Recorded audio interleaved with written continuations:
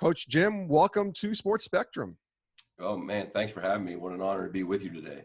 It's great to have you on, and certainly many people in the circles that I've walked through have spoken very highly of you, and it's been a long time coming for sure. I'm glad that we're able to have you on the show.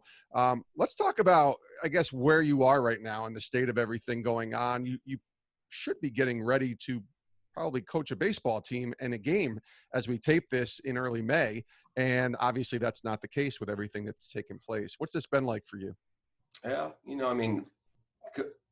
comparatively speaking, with everything else that's going on in the world, it's not that big a deal. I mean, I went fishing for about 5 hours yesterday, and I haven't lost my job. That's good.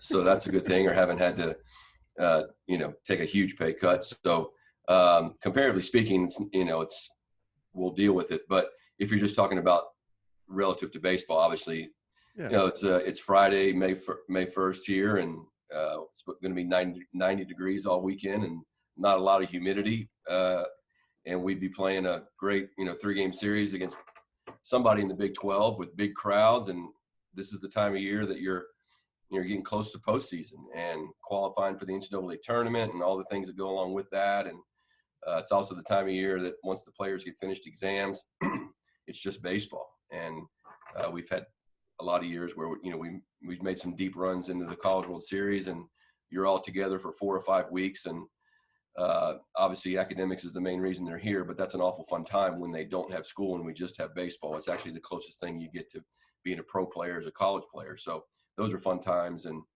I miss the players a lot. It's been challenging around here to see an empty campus, and I pretty much live on the campus, so it's dead. What's it been like for you just self-distancing as a coach and the adjustments you've had to make to stay connected? Going fishing is pretty cool. I love that. But having to stay connected, so much of your job is relationship driven. What's that been like? I mean, it's almost been non-existent other than, we have 2 Zoom calls a week, which we had to stop that once we got into this week prior to exams per the NCAA rules. And I try to connect with a couple different players every single day, but you eventually run out of things to talk about. You just check in on them, and we're not allowed to dictate workouts or anything like that. So it's just more about, hey, how you doing? What can I do for you? From a distance in any way. But it's, what you miss and what you don't get is just that daily interaction.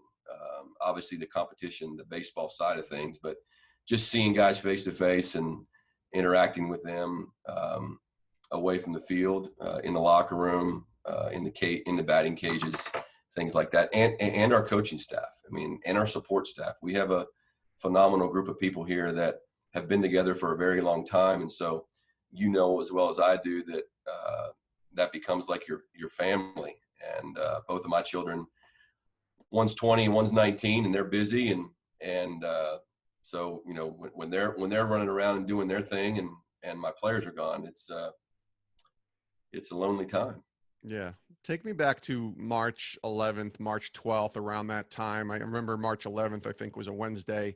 And that's when the NBA shut down, and that kind of began the spiral into all of sports and really all of our country and the world shutting down in many ways. But take me back to your mindset then, and when maybe you started taking this thing seriously. Just to be open and honest, I think I knew it was an issue, but I don't think anybody really knew it was going to turn into what it's turned into. You always want to take everything, with some seriousness and precautions and all that. But what about for you, just as you're hearing the news that this pandemic or, this virus is starting to trickle in? Yeah, so we had just gotten back. We were right in the middle of spring break, and we had just gotten back from Southern California. We played in a tournament out in LA, and we were supposed to play on the Tuesday night at San Diego State. And of course, our luck, it doesn't rain much in San Diego, but we got rained out.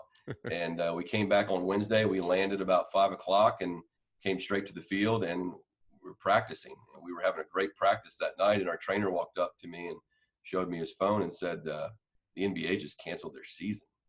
And I looked at one of our coaches and I was like, we're in trouble, because once you set that precedent, especially at that level, everything else is going to follow, simply because of the pure litigious society that we live in and liability and things like that. And And by the next day, they had canceled. They had said that we were going to play baseball. We were supposed to play the University of Maryland that weekend.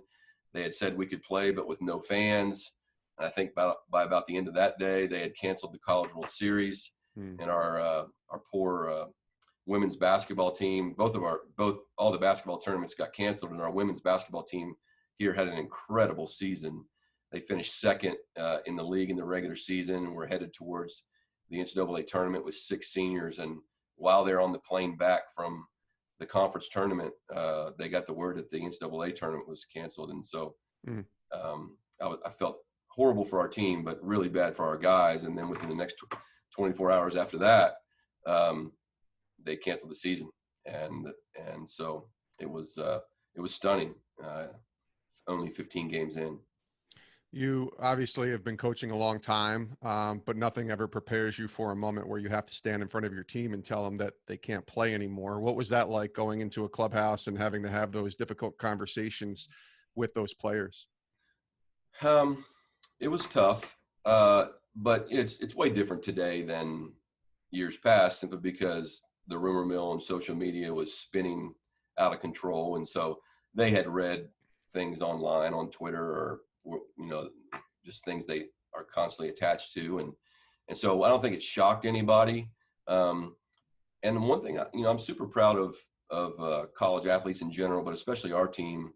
We talk about perspective a lot. And so I think when they saw what was going on across the world, people getting sick, people dying, they understood what was going on. It was tough and it was emotional.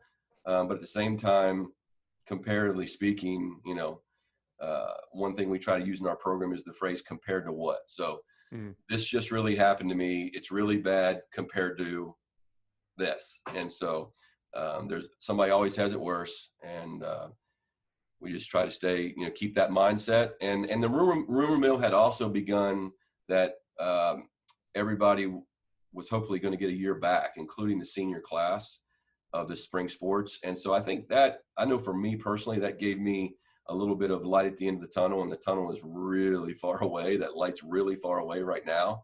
Yeah. But the fact that it eventually happened, I think gave everybody a little bit more reassurance of better days ahead. Jim Schlossnagle is our guest here on Sports Spectrum, TCU's baseball coach. I know your faith's important to you. We'll talk about sort of that journey in a minute, but what's the Lord been impressing upon you during this time, during this, COVID-19 quarantine time that we've all been? What's the Lord been showing you? I think he's been showing me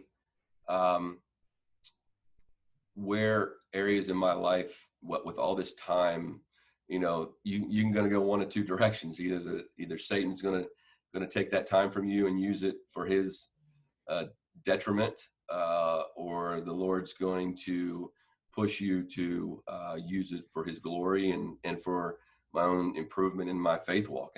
And certainly not perfect. There's only ever been one guy that was like that. And right. But I've really tried to invest more heavily in that. Create a routine that includes even more quiet time. Maybe he's also tried to impress upon me building some relationships that I need to be better at with some. I'm not the most trusting guy in terms of relationships with friends, because and sometimes in a public setting you don't know who you can open up to and who you can, and that's a fault of mine, that I need to be more open and willing in those relationships and growing those. And so just all this extra time we've had, I've spent doing that. Yet told you I was fishing yesterday, and the pastor, or recently retired senior pastor of our church, Ted Kitchens, here at Christ Chapel in Fort Worth, has become a very great friend and mentor of mine, and it's been through the sport of fishing. And I'm not a fisherman by any of the means. I like to fish, but just things like that have really been amazing. And it's going to be something that when the speed of the world picks back up and my job picks back up, that'll be the challenge, is to stay true to that. Well, that's what I was just going to ask too, is like, what's that hope personally for you, maybe even professionally, spiritually, when we get back to whatever this next normal will look like? I don't want to say the normal previously. I don't even want to say the now normal because people are calling it a new normal, but it's the next normal really is what it's going to be that we're all going to have to adjust to. What's your hope coming out of that? You know, my own hope personally would be just what I said, is that I'm able to grow during this time, and become just an overall better person, a better example, have a more public walk, uh, both for my children, my family, and my and our players. And you know, that's a challenge that I'm constantly fighting. But but I do believe that you know, this isn't a surprise to God. You know, you know, and at the same time, this too shall pass. And I'm doing a online study, or an online, just following Rick Warren out of Saddleback Church, and Sure. awesome faith during this crisis. It's about an 8 or 9 part series, and I love his stuff. I mean, because he's super pragmatic and very easy to listen to, and provides awesome scripture references for every point. And it's just, you know, one of his points in the one I did yesterday was, you know, when everything's changing, you need to hold on to what doesn't change, what has never changed. Yeah. And so that's that in the last 48 hours, that's been ringing in my ear. That's really good. Where's that faith start for you? Where's the journey begin? Is it something that you had as a kid and kind of grew into, or is it something that took place later in life, or maybe both? Well, I mean, I think it's certainly started just as a young child. I grew up in a strong Christian home. My, Even though my parents divorced when I was 8 or 9 years old, I still have great godly examples in both my father and my mother, my grandparents, on both sides, everything. So, you know, that started then. And, you know, just because you grow up, and you know, I'm sure you've had a lot of people that have been on your show, and they say, well, I grew up in church, and Sunday morning, Sunday night, Wednesday night. That's what Yeah. I did. Oh yeah. That, I mean, church is just a place you go. I mean, as we know, it needs to be, the church is the people, daily. So, that, you know, I was really strong in my faith, and have been throughout most of my life. And then certainly there have been times that I've done a very poor job, and backslid, and just like anybody else. And so, I think there are different seasons of life, and I think that's the beauty of, once you commit your life to Christ, you have that reassurance for the rest of your life. And but that's not a guarantee that everything's going to go well. We know it's not, and we also know that there's going to be bumps in the road in everything, including your own faith walk. And so I would say I'll be 50 this year, and that is that gains a new perspective on things. And when your children leave the house, and Yeah. that gains a new perspective on things. And so I'm in a new season, and you know, despite there being no baseball, I feel really good about the season that I'm in right now with my faith. Relationships are vital in all walks of life. We talked about that certainly in sports, in life, at home and work, but even more importantly in that journey of faith. So how important were relationships for you? I mean, you kind of talked about that senior pastor and going fishing. So I can imagine now those relationships are extremely important to you.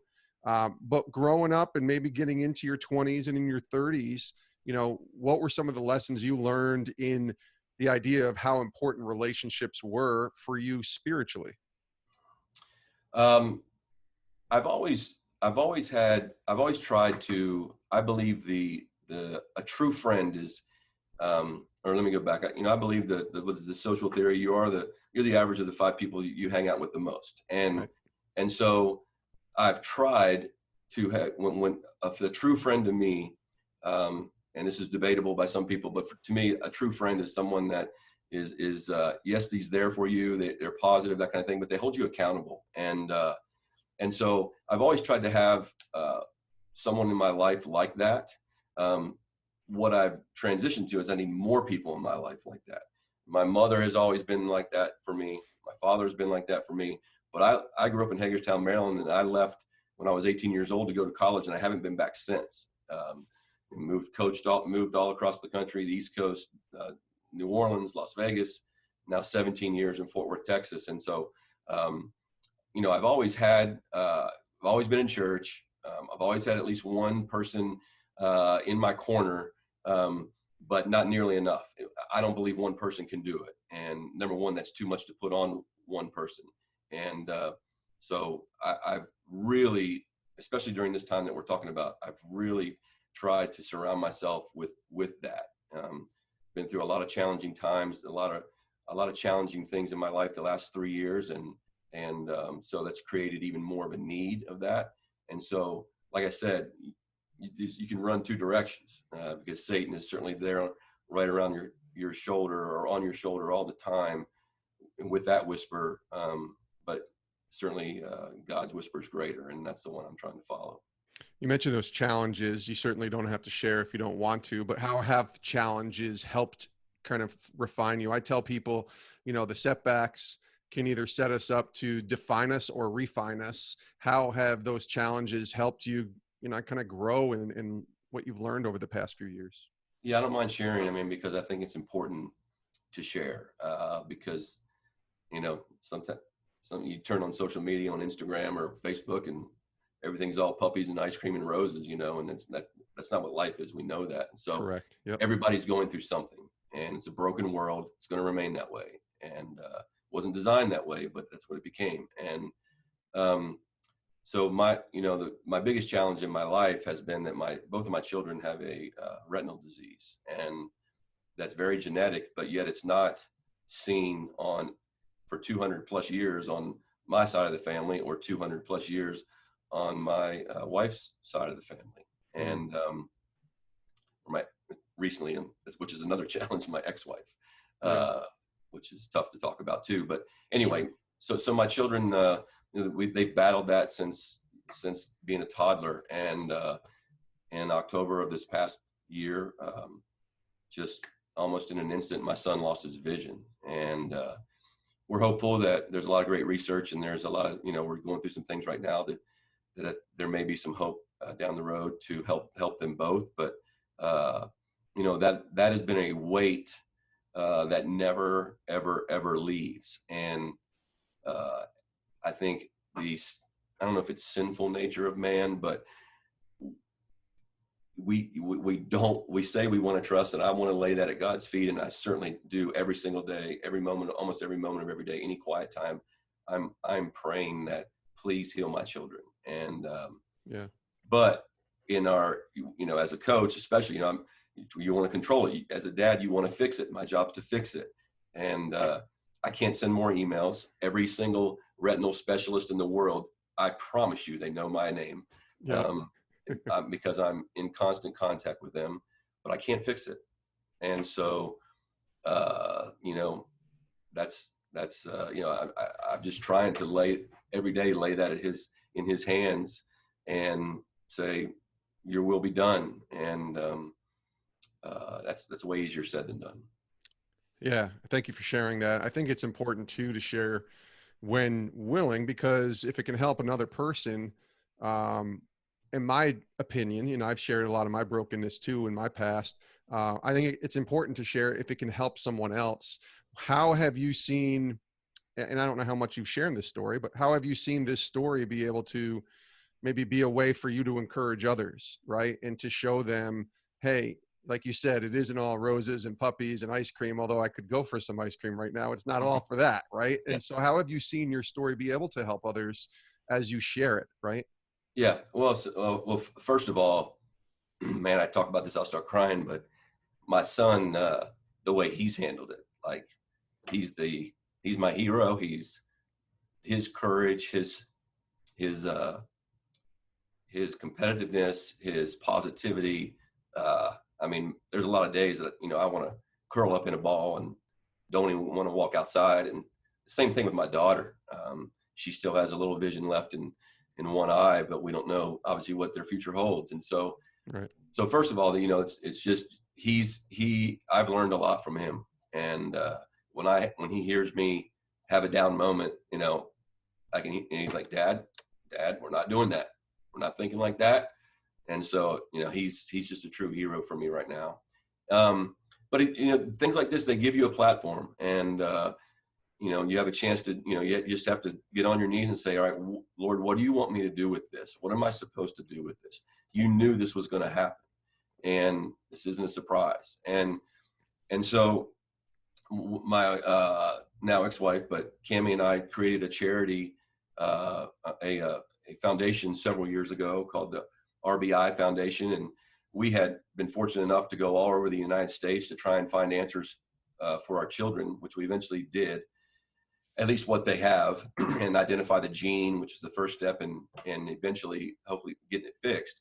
Yeah. But there's a lot of people in Fort Worth or the Metroplex here that they can't afford to do those things. So I was like, hey, what can we do to someone else who runs into a similar problem in vision, so they don't have to, they can't fly to Johns Hopkins, they can't fly to Houston, they can't fly to Iowa, they can't go to San Francisco or whatever. And so we started a little foundation, and we started raising money for a local group here in town, and we were able to buy them all the machines that they needed, support like a fellow doctors to come in and study and learn and teach and do different things that way. And then once we got the local Child Vision Center here in Fort Worth, led by Dr. Eric Packwood, once we got them what they needed, we shut down the foundation. And so that, I feel really good about that. And so, just like you said, talking about this through this medium, someone may hear this and, their children's going through something similar in terms of vision or something else. And so, Yeah. I think that's the platform, and it's hard to be positive about it. I need to be better about that. But to answer your question, I think there's an opportunity in every crisis, and that's where we are. How common is what your kids have? I don't hear a lot about that, but I have to imagine it's a little more common maybe than I think. No, it's not really. Their particular disease it's called LCA, Leber's congenital amaurosis. It's the one you hear about the most would be retinitis pigmentosa. Yeah. So it's in the kind of the family of the retinitis pigmentosa diseases, degenerative disease of the retina. And there have been some awesome advances. And there's a few of these that there's through gene therapy or stem cell therapy, gene replacement, actually within my children's disease, there have been cures, but not for their particular gene yet. So there have been some awesome advances, and we're praying that happens. But I want to say LCA is roughly about 3,000 people that they know of in the United States. But part of what we created the foundation for is just to get the word out and find ways to identify it in people so that they can go through the processes of being prepared for help if and when that day comes. Jim Schlossnagle is our guest here on Sports Spectrum from TCU. A couple more questions, Coach.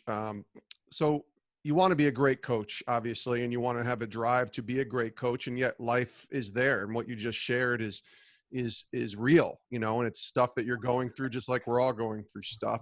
So how do you balance that, and you're able to kind of, still go through life and persevere, and certainly your faith is important to that, but then still have a drive to be a great coach and to, pour yourself into your work when you have other things going on? I just think I've learned you have to, you got to be where your feet are. And whether it's a coach, whether it's a teacher, whether it's a doctor, whether it's a sports broadcaster, we all have our talents that we've been blessed with, and we have to, I know it says in the Bible that you're supposed to maximize those things. And so Yeah. not at the detriment of family. And I've certainly been at fault in that, but I've also learned that when I'm home, I need to be home and I need to be invested. And when I'm at work, I'm certainly all in on that. And the beauty of my job is, as I've learned and developed over time, is just the relationship with the players. And I think that the better that I've done with that, and I'm still a guy that I'm kind of an old school coach from the standpoint, I do believe there's a line. I'm looking to be your mentor and your friend to a point while you're here. when you're finished playing here, then we'll become way better friends. Yeah. But I also have learned to become more vulnerable with the players. And I heard a guy speak, I forget his name, but a guy named Brett Ledbetter does a thing called What Drives Winning. Yeah, And sure. it's an awesome series on YouTube. And one of the first speakers, one of his advice to coaches is, don't remember how long it took you to become perfect. And and I think I heard that a couple of weeks ago, and that is something that I have it written down. I have it in my phone. I have it written down in my locker, and just to remind myself that nobody's perfect, and I'm not either. And I think the more the players see that you're vulnerable and that you're human and that you make mistakes. I screw the game up too, just the same way they'll strike out. I think the better that can be. And so, kind of got away from your question, but No, it's good. I mean, I just try to. I've learned at almost 50 years old to try and treat them better, more like my own children, because they are somebody else's child. That just like I do my own children. I think he's a mutual friend, but I know he's my friend, John Gordon. I've heard you talk about John before, the author. He once told me the greatest success in life is when you make others a priority, Right. and starting with a loving and serving and caring model that's so wonderfully written about in his book, The Carpenter. Do you wrestle with that at all in terms of, because as a coach, you have to make others the priority, right? Because you're coaching players, and certainly as a dad, you want to make your kids a priority.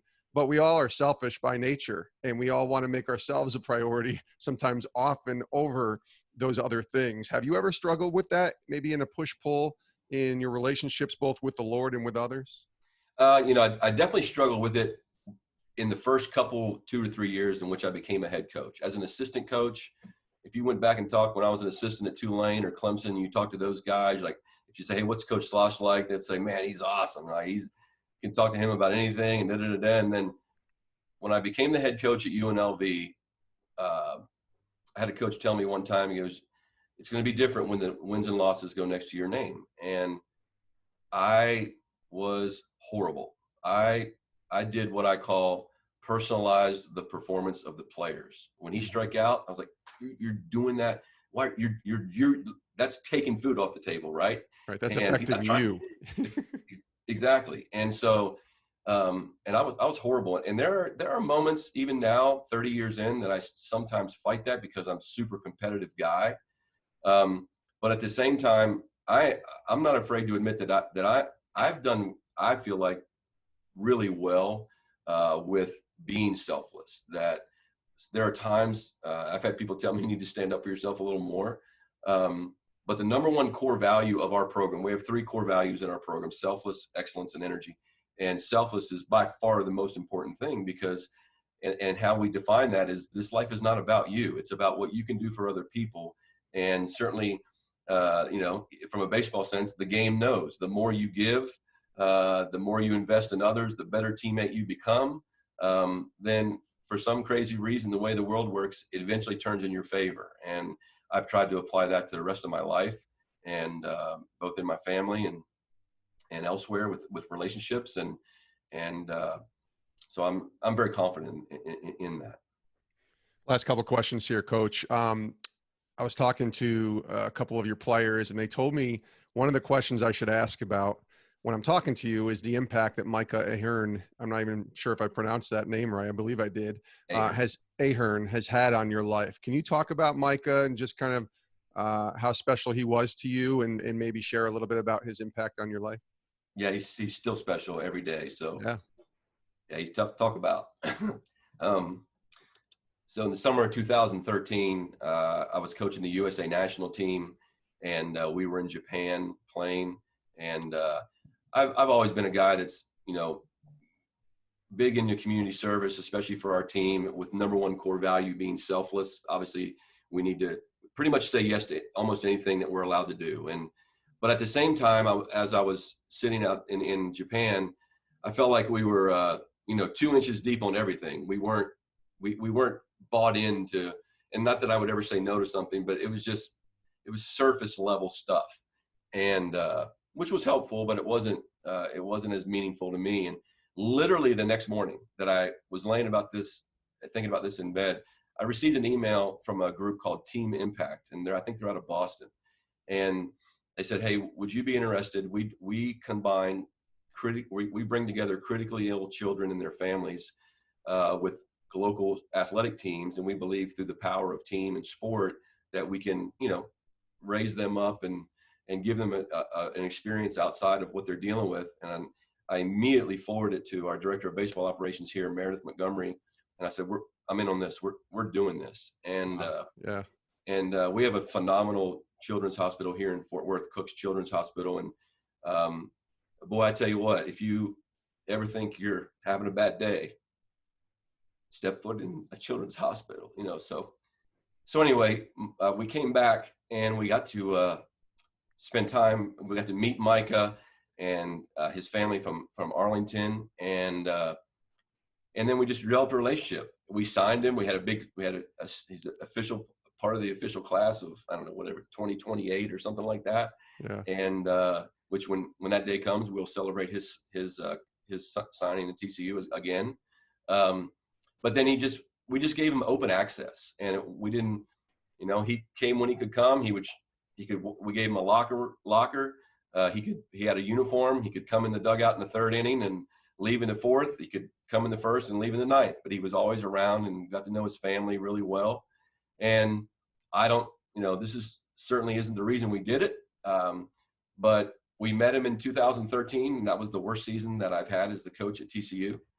And in the summer of 13, and we went to the College World Series in 14, and we went to the College World Series in 15, and we went to the College World Series in 16, and we went to the College World Series in 17. And about a week or 10 days after we got back from the World Series in 2017, Micah passed away. And I'm hoping we'll go back, but we haven't been back since. But we were there all 4 years that he was a part of our program. And the toughest thing I've ever had to do in my life, or one of the toughest things for sure, is his mother called me and she said, we want his college coach to speak at the funeral. And boy, you talk about tough. That was tough. So what did he teach us? Strength, perspective, his laugh, his giggle during everything that he was going through. Wow, man. And so we have a huge mural of Micah in our locker room, and I could maybe send you that to use. And we wear his superhero Micah emblem on our hat. And of course he's gone now, but we have his parents come in and speak to our team right before the season every year, show a video, because we're just not going to throw that. If you're a new guy who they never met Micah, right, you're not going to just throw that emblem on your hat because that's what TCU does. You're gonna do that because you know what this guy stood for and what his family stands for. So super honored to still have that relationship with his parents and his siblings today, and he'll always be a part of my life. That's awesome. I'm so glad that that a couple of your players told me to ask. I didn't know this story, forgive me, and I probably should have done a little bit more research, but them telling me to ask you about this just gives me chills to think about the impact that some people that you don't know that the Lord is going to place in your life places, and then all of a sudden it changes your life forever. It's pretty awesome. Change it, yeah, everything. And I'll forever be indebted to that family. Yeah. Coach, last question. Encourage our listeners who, are in what they're in right now, whether it's a pandemic or maybe they lost their job or maybe they're going through some similar things that you've gone through. Is there scripture or something that you've been hanging on, a Bible verse, something like that, that's been encouraging you that you can maybe encourage those listening as we close here? Well, James 4:8 is my kind of my life verse, come near to God and he will come near to you. So I just believe that that this too shall pass. And I was listening to a sermon, I forget who it was, on a walk around campus a couple of days ago, and somebody said they were talking about normal and new normal, and this guy said, there is no normal, because what we're living on this earth was never meant to be normal. Normal was before Adam and Eve, or when the world was created. That was supposed to be normal, and ever since the original sin, it's never going to be normal. And So we have a little equation that we use in our program, E plus R equals O. So event plus the response equals the outcome. And you can't control the event, you can control how you respond to it. And that's hard to do. But this too shall pass. And I would just encourage anybody out there, whether you're a believer or not, that come near to God and he will come near to you. And that's what I'm clinging to and trying to control my response to all this, and eventually come out of it as a better Christian, a better father, a better coach. He is Jim Schlossnagle, TCU baseball coach. You know, pronouncing your last name, I got to imagine it's been botched many times over the years, hasn't it, Coach? It's been used in a variety of different ways, combined with a lot of interesting adjectives in places like Baton Rouge and Lubbock and Austin and College Station. So you're doing great. I'm going to call you 22, like Mitchell Traver told me to That's call good. you. That works. There you go. Coach Jim, thanks so much, man. Really appreciate your heart, your transparency, and I know I'm a better person for having talked to you the last half hour. Thanks so much. Thanks, Jason. Appreciate all you do. I'm a big fan, and stay at it.